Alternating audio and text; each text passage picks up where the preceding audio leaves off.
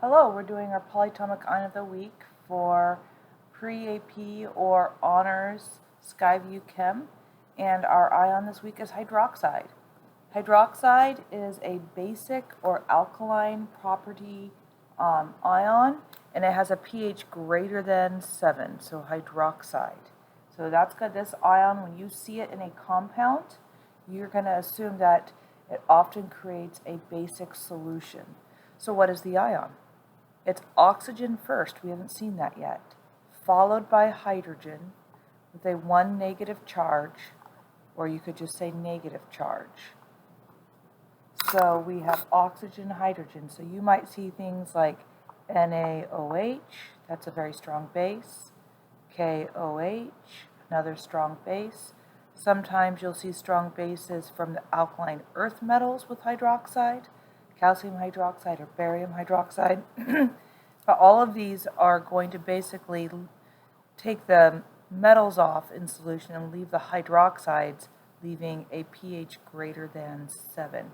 So if you go to the store and you're buying a bottle of water and it's like, ooh, pH 9, alkaline, it's because the minerals in there. It may not be hydroxide, but it's going to be an ion like hydroxide that raises the pH. So the final thing you need to know about hydroxide, besides its formula for ion of the week, and the fact that it starts with oxygen and ends with hydrogen, is because oxygen's first, the ending does not end in ate, it ends in "ide," and that is unique. And that's because oxygen is first, not second, like we've seen like CO3 or NO3 or PO4. Those all have oxygen second. So hydroxide doesn't have an ate ending because oxygen's first.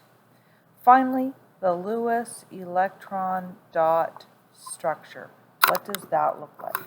Well, if you remember, hydrogen only needs a duet, so we're going to take our oxygen and our hydrogen and bond them with 2, and then 4, 6, 8. The only thing we need to do is bring in 1 electron to the oxygen side of this ion, and it's bonded with 2 electrons, making this a nice happy ion with an octet and a duet for hydrogen, taking in 1 electron to make that happen. So again, remember, it doesn't matter which electron comes from the outside. As you saw earlier, maybe if this was sodium hydroxide, the sodium gave that electron to it. More to come on that when we do formulas. There's your ion of the week, hydroxide.